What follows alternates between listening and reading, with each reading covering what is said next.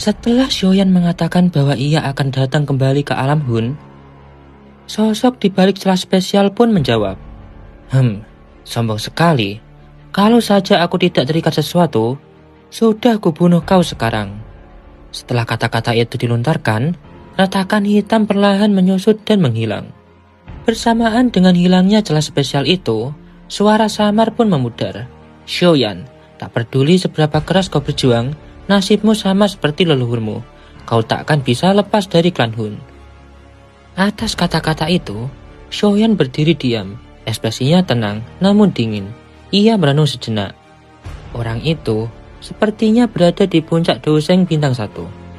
Mungkin saja dia yang disebut Tianjun pertama, pikir Xiaoyan. Setelah berpikir sejenak, ia pun menghela nafas panjang. Lalu menoleh pada para murid dan sesepuh pavilion bintang 1. Semuanya masih tertegun, syok oleh pertempuran tadi.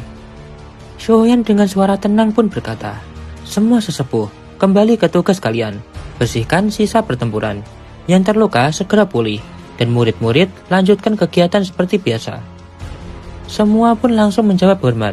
Setelah pertarungan itu, wibawa Xiaoyan naik ke puncak. Kekuatan Douseng sejati membuat siapapun tak berani meremehkannya. Xiaoyan lalu kembali ke alun-alun. Wajah Yellow, Cailin, dan lainnya kini tampak lebih baik. Dengan cepat, Xiaoyan bertanya, "Guru, Cailin, kalian baik-baik saja?" Yellow pun tersenyum dan menjawab, "Aku tak apa-apa. Sekarang, kau sudah melampaui gurumu sendiri." Lantas, Yellow melanjutkan bertanya, "Orang yang muncul tadi dari Hall of Soul bukan?" Xiaoyan pun mengangguk dan menjawab, "Benar, kekuatannya besar, tapi dia tampak menahan diri dan tidak berani muncul sepenuhnya." Atas jawaban Xiaoyan, Yao Lao pun mengernyit. Aneh, jikalau Douseng itu menyerang dari awal, kau pasti harus bertarung habis-habisan. Tapi, dia justru hanya menyelamatkan Guyu dan pergi.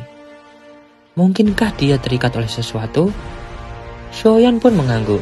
Ia lantas berkata, "Sudahlah, kita bahas nanti. Sekarang lebih baik kembali ke aula. Aku ingin tahu apa yang terjadi selama 2 tahun ini." Mereka pun menuju aula utama. Xiaoyan mendengarkan dengan seksama saat Xiao Xian dan yang lainnya menjelaskan keadaan selama 2 tahun terakhir. Atas penjelasan itu, Xiaoyan pun bergumam, "Aliansi sungai yang mendalam ya?" Yao Lao pun menatap serius. Ia berkata lagi, "Hari ini, iblis tua Tianming sudah mati di tanganmu, dan sebagian besar ahli aliansi itu juga tewas. Mereka tak lagi jadi ancaman. Tapi, agar nama pavilion bintang jatuh tidak terlihat lemah, aku akan memimpin langsung untuk membalas mereka setelah keadaan stabil." Setelah perkataan Yao Lao itu, Xiaoyan pun mengetuk meja pelan dan berkata, "Aliansi sungai yang mendalam memang sudah tak berbahaya. Tapi, untuk menghadapi Hall of Soul, kekuatan kita masih kurang. Sepertinya kita juga harus membentuk aliansi besar, seperti yang dilakukan Sekte Langit yang Mendalam." Atas usulan itu, Yao Lao pun mengangguk setuju. Pertempuran di alam bintang berakhir dengan cara yang luar biasa ketika Xiaoyan keluar dari retreatnya. Namanya, bersama reputasi pavilion bintang jatuh langsung melambung di seluruh Central Plains berkat pertempuran besar itu. Berbeda dengan kejayaan pavilion bintang jatuh, aliansi sungai yang mendalam justru terpuruk dalam keputusasaan. Satu-satunya banseng mereka dari Sekte Langit yang Mendalam tewas di tangan Xiaoyan, bersama sebagian besar ahli yang mengikutinya ke alam bintang. Sementara seluruh Central Plains heboh oleh kabar pertempuran itu, pavilion bintang jatuh justru tampak tenang. Selama beberapa hari pertama, mereka sibuk membersihkan sisa-sisa pertempuran di alam bintang. Meski mengalami kerugian besar, jika dibandingkan dengan musuh, kehilangan itu tampak tak seberapa. Akan tetapi, ketenangan itu hanya bertahan 3 hari. Setelah itu, pavilion bintang jatuh melancarkan pembalasan besar-besaran, dipimpin langsung oleh Douseng Xiaoyan dan Banseng Yao Lao. Pasukan pavilion bintang jatuh menyapu bersih aliansi sungai yang mendalam.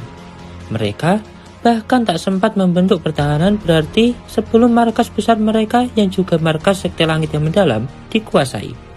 Kepala sekte tewas seketika oleh satu tamparan Xiaoyan. Sejak saat itu, semua orang tahu Sekte Langit yang Mendalam yang dulu terkenal garang di Central Plains telah lenyap dari peta kekuatan besar. Aliansi Sungai yang Mendalam tak bisa bertahan bahkan hanya sehari. Para anggotanya bubar panik. Sekte-sekte kecil yang dulu berlindung di bawah nama besar aliansi itu segera berbalik arah. Namun, Pavilion Bintang Jatuh tidak peduli pada sekte-sekte optonis itu. Setelah merebut markas utama, mereka melancarkan serangan ke faksi besar lain yang dulu menjadi taring dan cakar aliansi Sungai yang Mendalam, seperti Lembah Sungai Es dan Pavilion Petir Angin. Kali ini, Xiaoyan dan Yalao tidak berniat memberi ampun. Mereka ingin menumpas habis agar menjadi peringatan bagi semua. Selanjutnya, beralih ke Pavilion Petir Angin. Xiaoyan melayang di langit, memandangi gunung-gunung kacau yang dikelilingi lautan api. Tatapannya tenang dan dingin. Ia telah memimpin pasukan Pavilion Bintang Jatuh sejauh ini, menghancurkan setiap cabang aliansi Sungai yang Mendalam yang ditemui di sepanjang jalan. Atas serangan Xiaoyan, Lei Zunzi dengan amarah dan darah menetes dari mulutnya, ia berkata, "Xiaoyan, Pavilion Petir Angin kami memiliki hubungan dengan suku Heaven Demon Phoenix. Mereka tak akan membiarkanmu hidup setelah menghancurkan sekte kami." Ia dipukul mundur oleh seorang elit Douzun dari Pavilion Bintang Jatuh.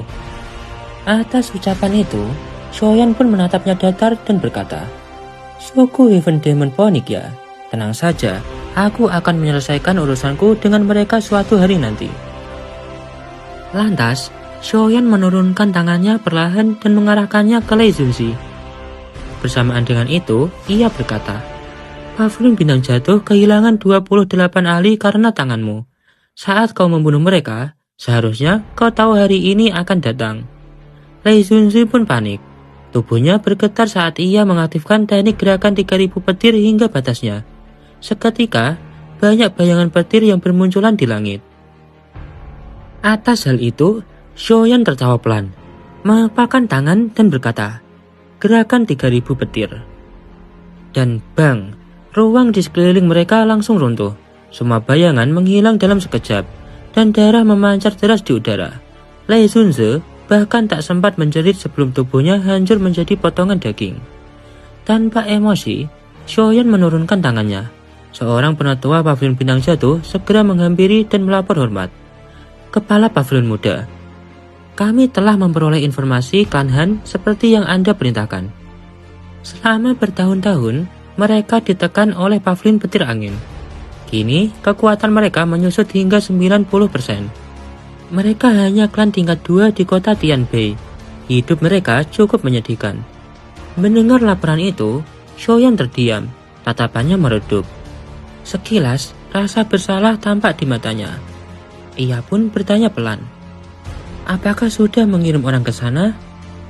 Penatua itu pun menjawab, "Tim yang dipimpin penatua Gan sudah berangkat." Atas hal itu, Xiaoyan pun mengangguk.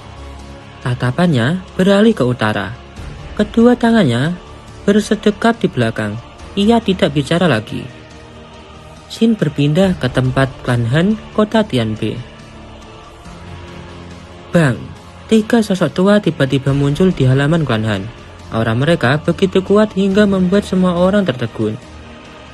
Seorang pria paruh baya dengan hati-hati pun bertanya, "Saya Hanji, kepala Klan Han. Bolehkah saya tahu alasan kedatangan para sesepuh?" Di kedua sisinya berdiri 2 wanita cantik, yaitu Han Yue dan Han Shui. Keduanya adalah orang pertama yang pernah ditemui Xiaoyan saat tiba di Central Plains. Kembali ke pembicaraan awal. Sesepuh yang datang pun berkata, "Kepala Klan Han, tak perlu khawatir. Kami datang dari Pavilion Bintang Jatuh.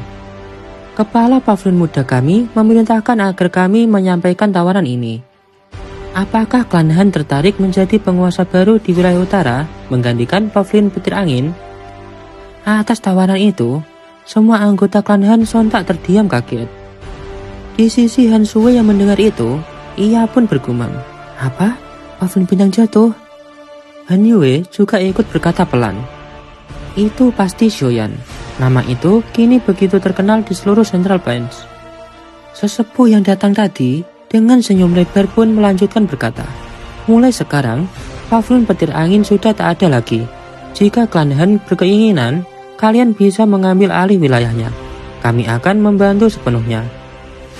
Atas hal itu, Hanji sempat terpaku, lalu tubuhnya bergetar hebat karena kegirangan. Pavilion Bintang Jatuh kini sedang berada di puncak kejayaannya. Jika klan Han bisa bergabung di bawah perlindungan mereka, tak ada lagi yang perlu ditakuti. Lantas, sesepuh dengan nada hangat pun menambahkan, kepala pavilion muda kami sendiri yang menyebutkan hal ini. Atas hal itu, Han Sui bertanya pelan, Apakah dia tak datang sendiri? Sesepuh itu terdiam sejenak sebelum menggeleng. Ia tak berani berkata banyak. Ia hanya mengeluarkan 2 botol giok dari cincin penyimpanannya dan menyerahkannya kepada Han Yue dan Han Sui. Lantas ia berkata, ini titipan kepala pavilion muda. Ia juga berpesan agar saya menyampaikan terima kasih kepada Nona Han Sui karena telah menyelamatkannya dulu. Atas hal itu, Han Sui pun menerima botol itu diam-diam, lalu berbalik pergi tanpa sepatah kata.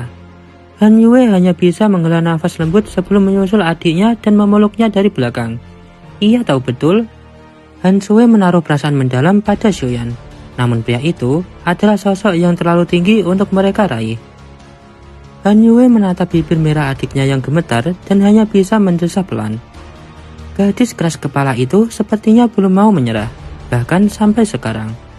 Kembali ke Pavilion Bintang Jatuh. Balas dendam berlangsung selama 10 hari penuh. Dalam kurun waktu itu, setidaknya 20 sekte dimusnahkan oleh pasukan mereka. Setelah 10 hari, pasukan besar Pavilion Bintang Jatuh akhirnya ditarik mundur.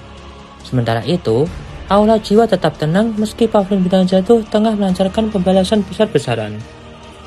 Xiaoyan dan kelompoknya tentu tidak berani menyepelekan ancaman ini. Jika mereka benar-benar ingin menghadapi Aula Jiwa, maka membentuk aliansi menjadi langkah pertama yang harus ditempuh.